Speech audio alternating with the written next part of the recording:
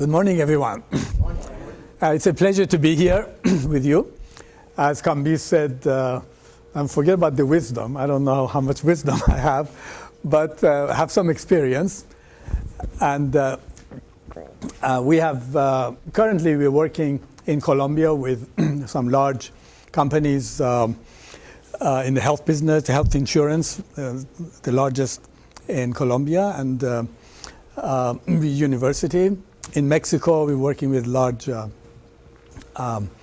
retailer like Saks, and manufacturing, and now we're getting into Spain. So that's kind of a little bit about our experience. We've been really working with medium to large organizations.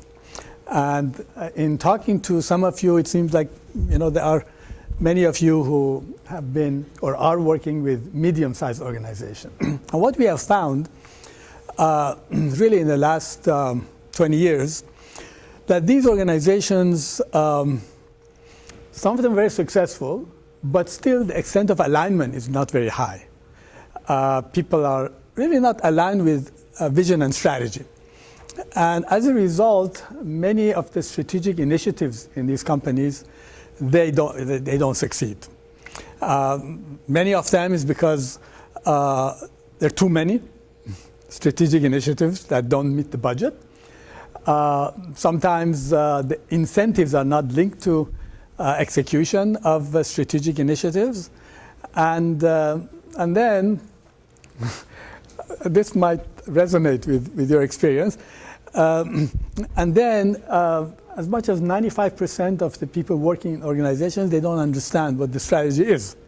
So there's extent of misalignment, extent of people working in silos.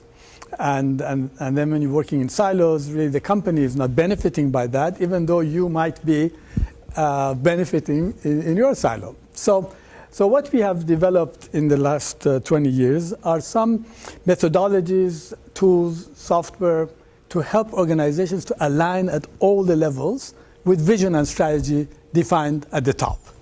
And so I want to just show you the alignment process. It really starts with vision and strategy. You really need to have a unified and common vision that's defined for the organization, a creative strategy, business strategy, which is a competitive strategy, growth strategy. And so that's really the first step. Then comes what we have introduced, we call an alignment map. Really a framework to establish for alignment. So people know what to align with. Next is individual scorecards.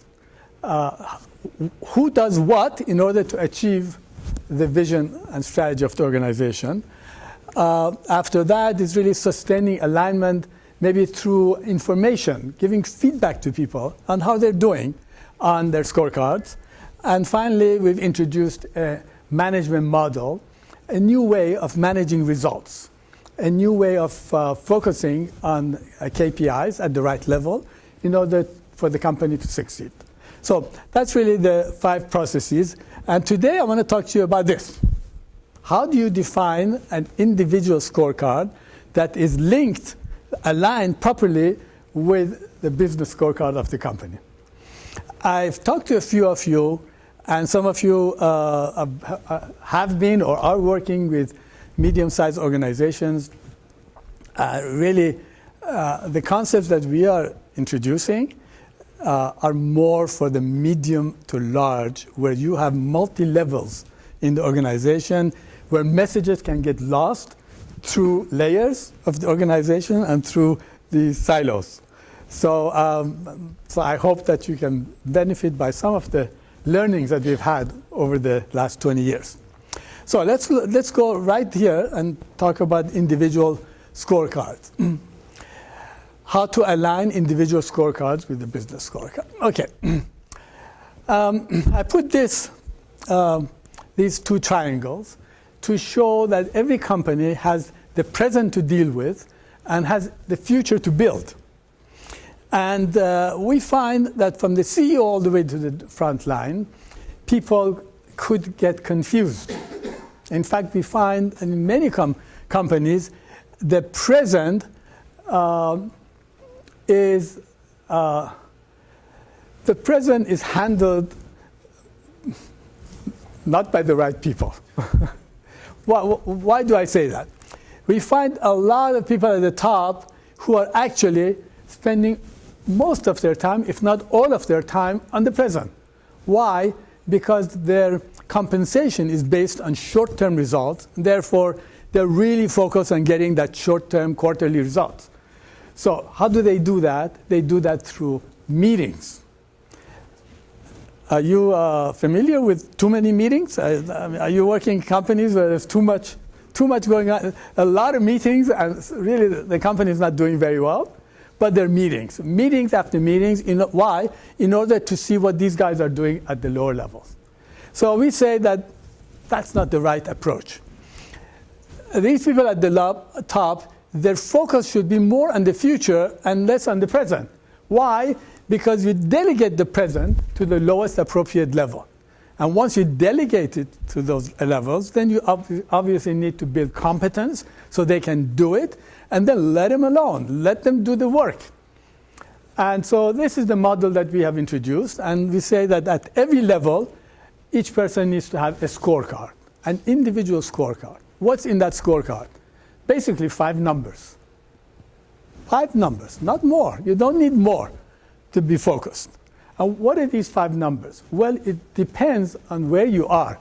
If you are at the higher level, your 5 numbers will be mostly based on how you contribute to build the future to the company, and maybe some on the present. And then if you're at the lower level, your scorecard will be mostly present processes, how you are managing the present processes in order to produce results.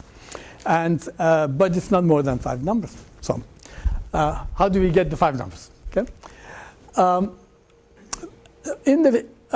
We call it an alignment map. You create an alignment map by first putting in there the values of the company, the mission of your company, and the vision, and then building on the left side a tree of indicators, KPIs that measure the success of the business, that are aligned with your values, your mission, and vision. Many companies have too much measurement. They have too many KPIs, and they're not really aligned with their vision. So when we work with organizations, we help them to get rid of those that are not necessary, and align only those that will deliver value. On the right side of this, we believe that you need to have a really creative, a good strategy. A strategy that really focuses on your competitive advantage, on your growth, whether you're growing through existing markets or new markets, existing products or new products, and that is converted into a business strategy, basically. There's a lot written about business strategy. Whatever strategic planning process you do, it eventually will end up with a few strategic initiatives to build a new future. And so this alignment map will have your values, mission, and vision in the center.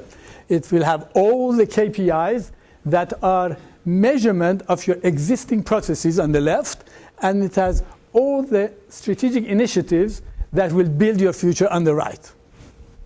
Okay? Now, the left part you're familiar with, KPIs. Those are measurements. The right side, strategic initiatives, we've introduced a concept of actually measuring your progress on strategic initiatives on a month-to-month basis. Most of you probably have done projects, right? When you do projects, how do you know the project is successful? It's usually at the end, when the project is finished. Then you see, well, did it succeed or not? Between the beginning and this end, there's a lot of time. And a lot of time, your boss will ask you, how's it going? Good. When are we going to get the result? Very soon. What percent have you done? Oh, I'm 90% done. Well, That sounds very familiar. That's usually the case. And we found that many important strategic initiatives, they don't have a project plan. Or if it is, it's very, very sloppy.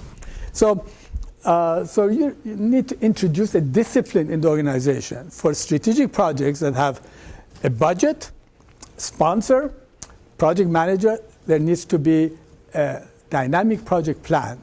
And then you measure the success of your strategic initiative during execution by seeing what percent of those milestones have been done this month. Are the customers happy this month? Is it over budget or not this month? Okay.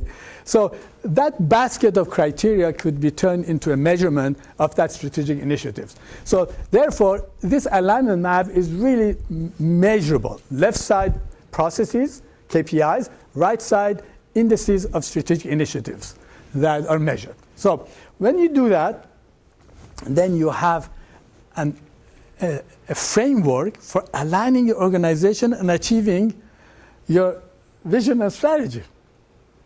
So the next question is, who's going to do all that? Who's going to do what to make it happen? Because every KPI on the left side, every strategic initiative on the right side needs to be done by someone. And so that is how we go into the individual scorecard.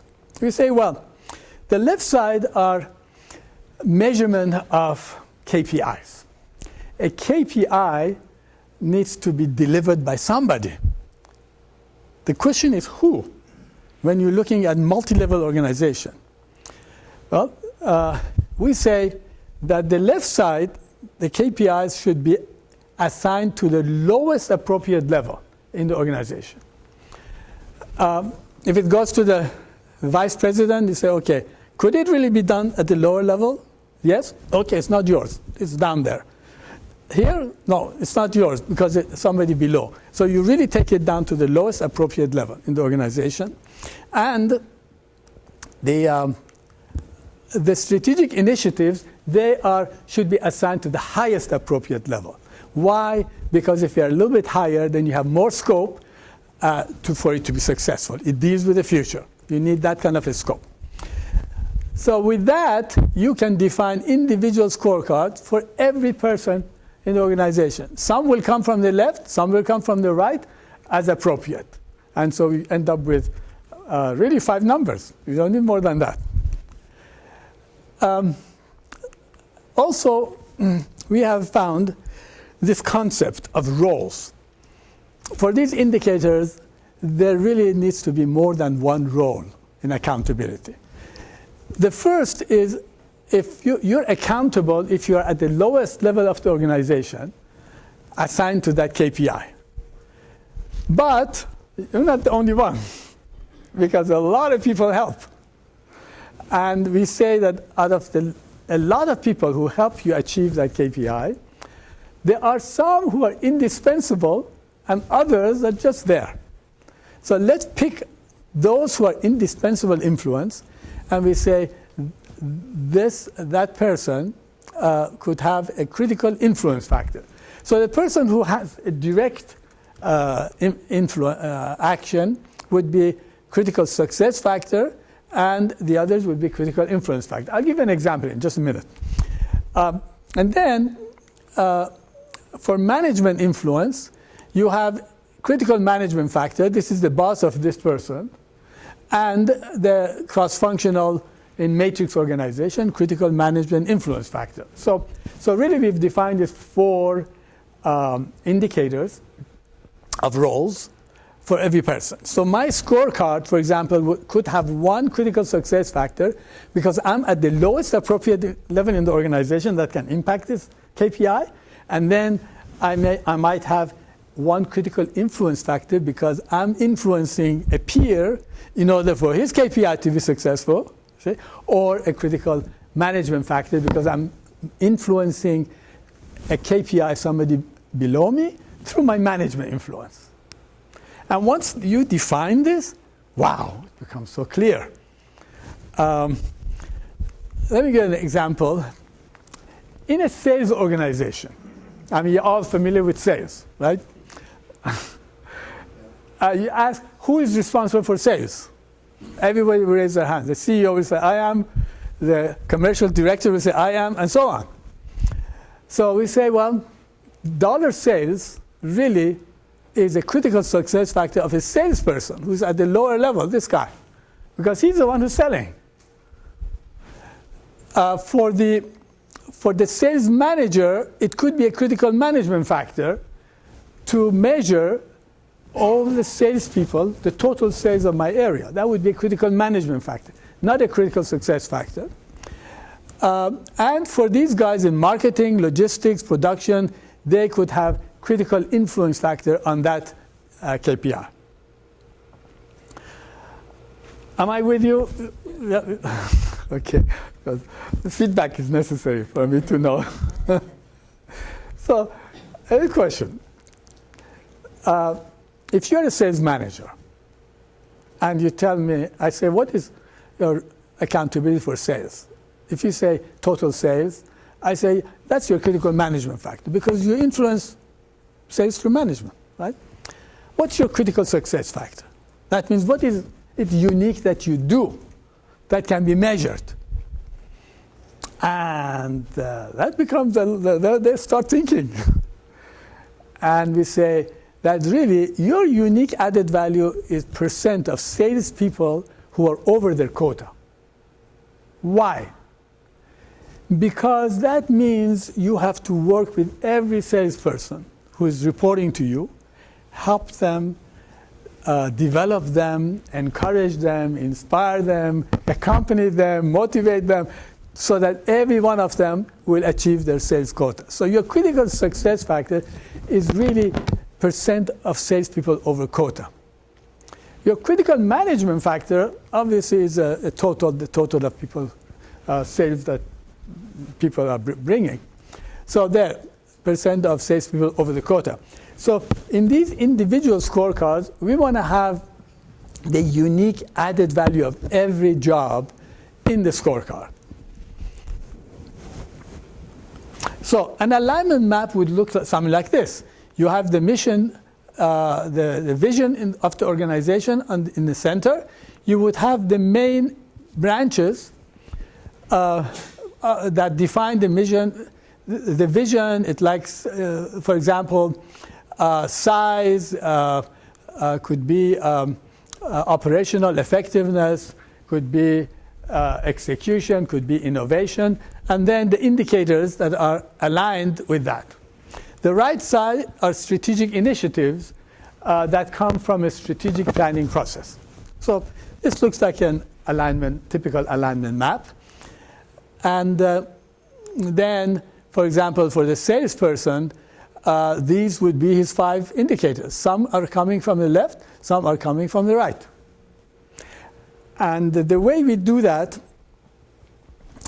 is, now let me just go over this. For example, these are success areas: SPU size, dollar sales, % of people over quota would be critical success factor, % margin business sold, critical success factor, develop promotion for product A would be coming from the right side, which is strategic initiative, and human capital, organizational climate, and then you can weigh these so that this person, the sales manager, would have 5 indicators that are coming from the left side and from the right side.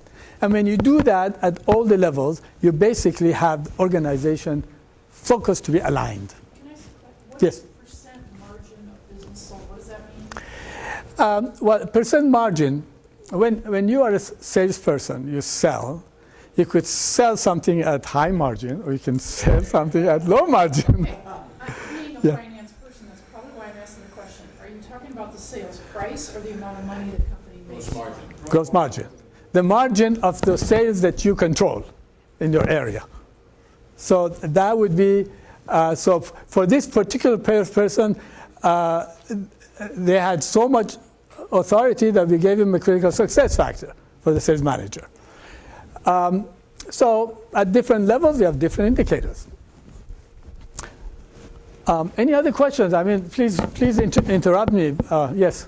Yeah, so quick question. So like the example here with the strategic factor that's there, certain roles, as that project moves forward, my influence or what will be done, right? Yes. So how often does this get updated? Once a strategic initiative is finished, then it drops off, and then you have another one that gets added. So it's really a dynamic process. Yeah. Yes. How often is too often to roll out a new strategy? Well, the thing is, we're not talking about small projects, because small projects should actually be managed also, but we're talking about the big rocks, the big things. And each organization really shouldn't have too many strategic initiatives. The number should be small so that you can focus and really build a future that's different. We're not talking about lots. And these strategic initiatives usually take 6 months to a year to do. They could be acquisitions, going to a new market, building a new thing. Yeah. Yes? These 5 that you have there, for example, for a sales VP, sales manager, would essentially be good forever almost. One may change. Exactly. Every year you start back at 0.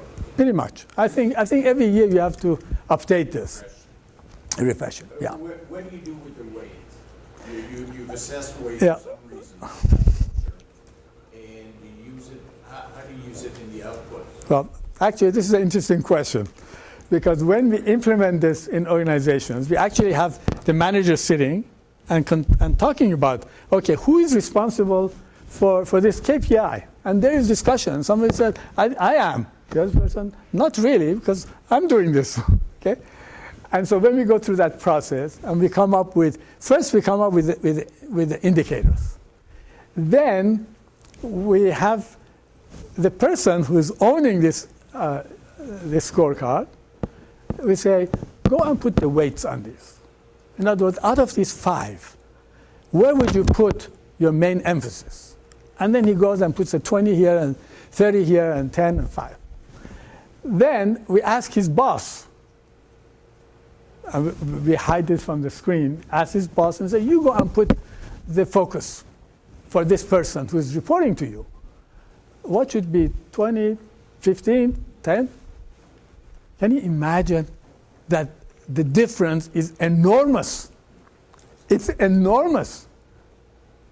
And so we say, my God, you got this level, this level, this level, and without really getting them together, the focus is different. What the boss thinks his direct report should be doing turns out to be different than what he thinks. So through that conversation, they become more aligned. And so these weights that we put here is after the consultation about what should be the focus.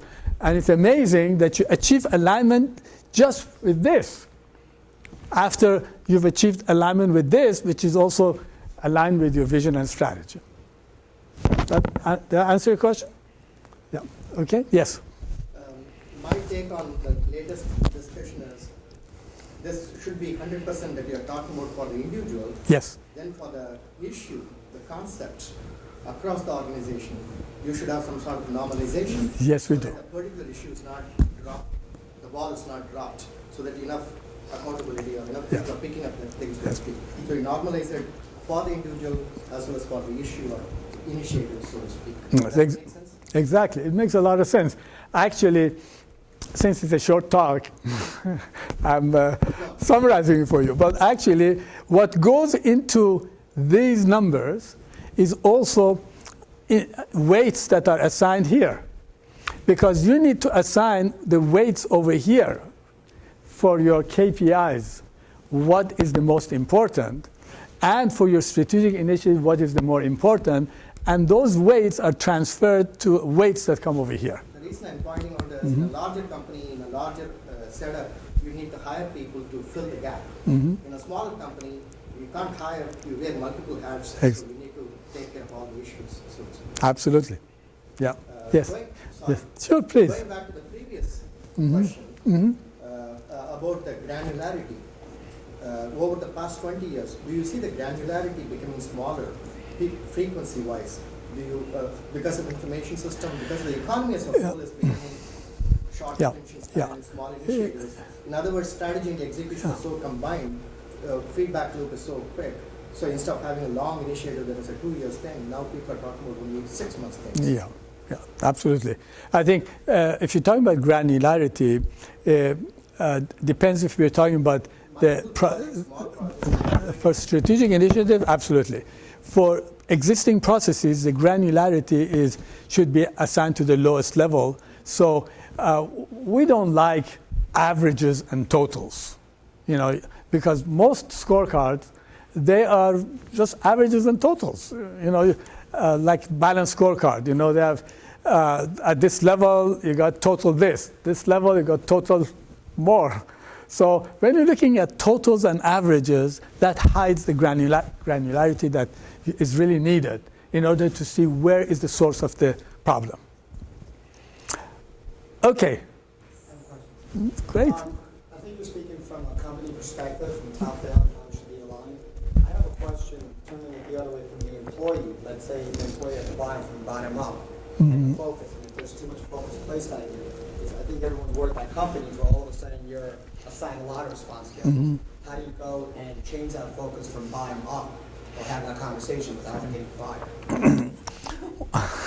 That's a very good point, because He's negotiating with his boss right now.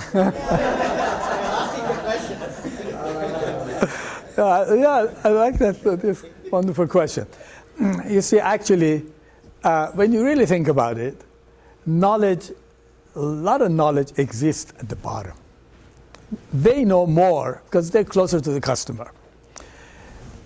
At the top, it's strategic because they're looking at the broader picture and where we're going. So you really need to merge the two. You can't just have the top. If it's top down, it ain't going to work, because then you're losing the contact with the customer. So this process needs to be iterative. In other words, you begin with this strategic map, the alignment map, you assign, but then when you come to negotiate, what are the final indicators? That's when you get the input from the individual, how he sees it, to add an indicator here or discuss it, and that conversation and actually weighting that is negotiated brings in the bottom-up approach, the bottom-up input. Yeah, that's very important. Okay, so how much time do I have? I mean, you help me. 7 to 10 minutes, you can go into Q&A. Okay, so let me just speed through this and just say the way we do it for each indicator. We start with the CEO, Director 1, Director 2, Director 3, and we say for indicator who has a critical success factor, who has a critical influence factor or critical management factor, and once you do all of that, then the scorecard for the individuals become defined. So that's very quickly. Then I'm going to skip for each indicator, set 3-level goals, minimum, satisfactory, and outstanding. It creates 3 zones, 4 zones actually, and then you track it on a month-to-month basis and give the people feedback on how they're doing. That was horizontal goal. This is accumulated year-to-date goal. This is seasonal. And so basically, I'm going to, then there's a 3 reports that provide feedback to the individual. This is based on a book that we wrote many years ago called One-Page Management. Basically 3 one-page reports, the focus, the feedback, and the management report that actually gives information about how you're doing on the scorecards. So I think we'll leave that for another time. And then there we go. So I'm happy to be with you. I hope that you got something. We have 5 more minutes to give the talk, another 15 minutes. You asked him 15 minutes. Okay, in that case, Darcy has never said that in his life. So, no, we had a conversation before, I said that. Can I ask a question about one? Are you, the 5 that you choose, are you saying that's across the whole company? Everybody has the 5, Ev- they just might have a different. Exactly. whatever management. Exactly. If you have more than 5 things to focus, you got too many things. But it's the same 5. No, different 5. Okay, that one chart. Different 5, because you distribute basically accountability for the present all the way down in your organization to the different levels. And because we have the critical success and influence, you cross the silos in the organization and you get people to collaborate with each other. Much more effective way. But not more than 5.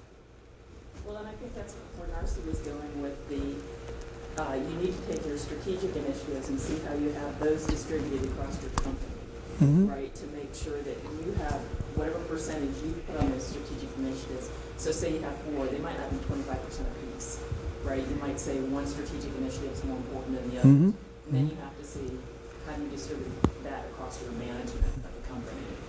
And then they filter that down Yeah. to their individual direct reports on the left-hand side to just make sure that everything is covered.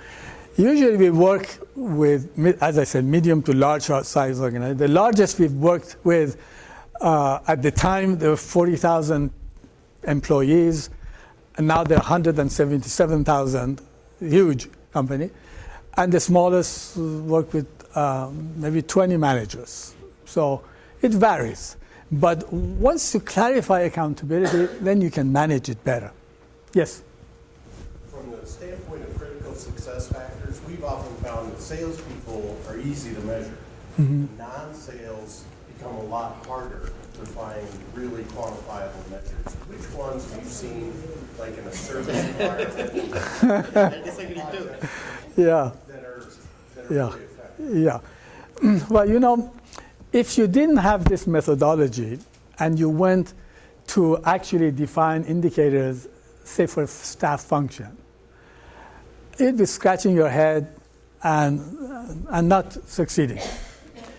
But if you do it this way, that means first define your alignment map. Then for each indicator, say who is responsible at the lowest level and then who are the influencers.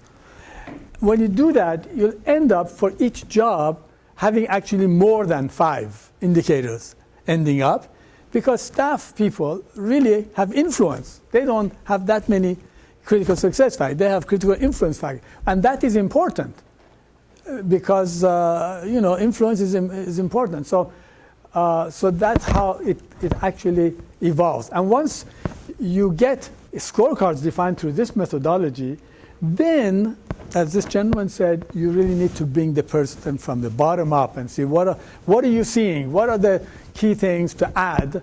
So then you combine the two. Yes? The instance just raised, getting alignment with the staff group, one of the measures that was important, the percentage of salespeople over quota.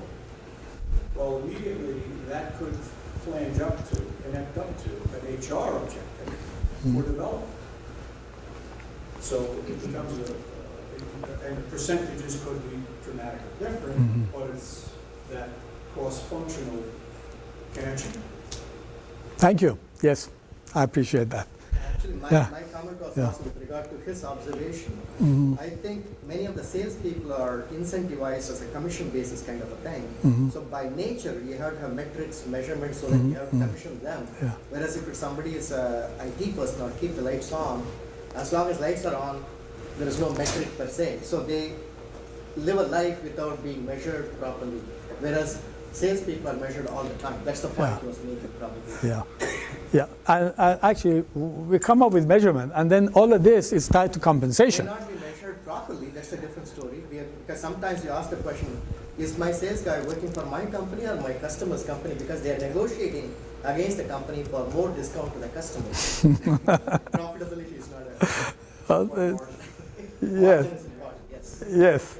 So you've got feedback reports and all these reports. What's your process for communicating down and up and laterally, because Yeah. numbers can be deceiving, and it's perception of why my number is like this, and, well, I need to explain, and it gets Yeah. messy Yeah. beyond the numbers. Yeah.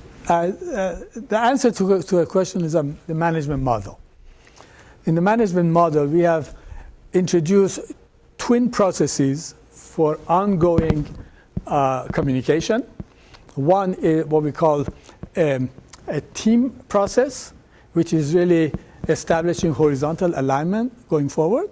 The other one is a vertical process, one-on-one conversation of boss with direct report, which establishes or sustains alignment vertically on a month-to-month basis.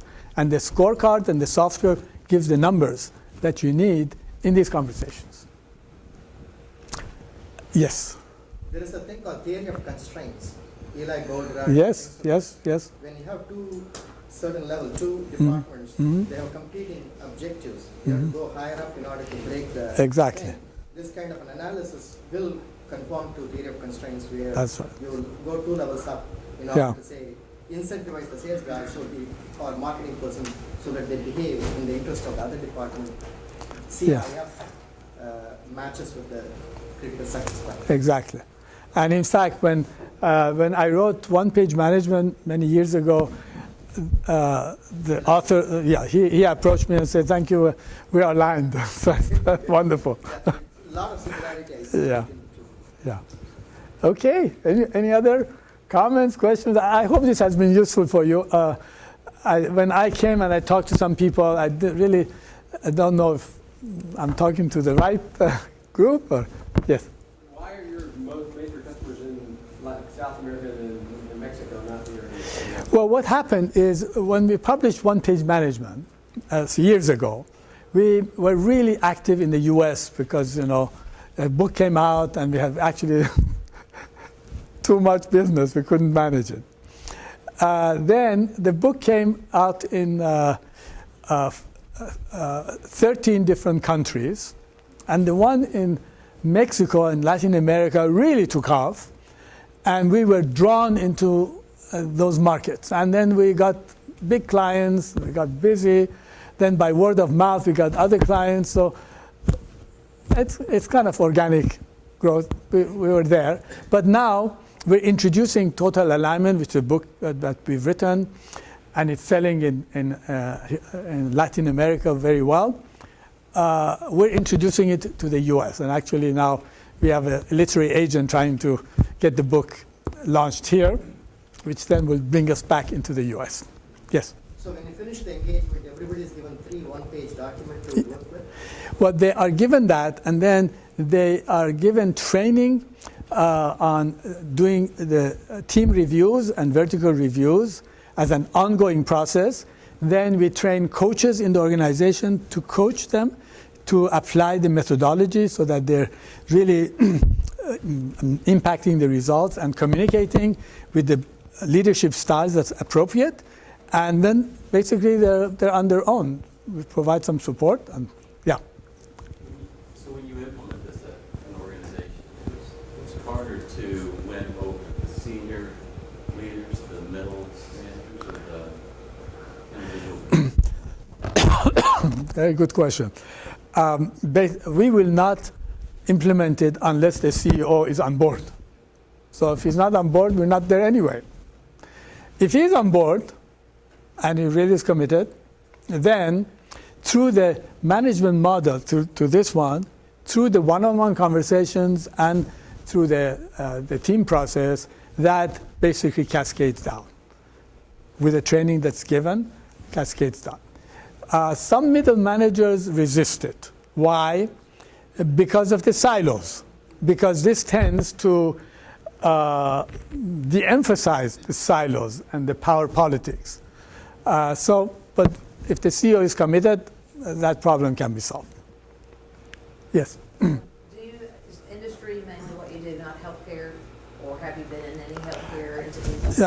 I'm saying that we are in Colombia, the largest healthcare insurance in Colombia is actually implementing this now. And then also a healthcare provider under that is so we are actually currently working with that. Yes. Tell us a little bit about your fee structure and how that works. This was supposed to be just training for information, but I can talk to you later if you need. Yeah, it's that's right. Yeah, but anyway, it's been a pleasure talking to you. I've enjoyed it. I hope that it helped you, and I wish you all the best.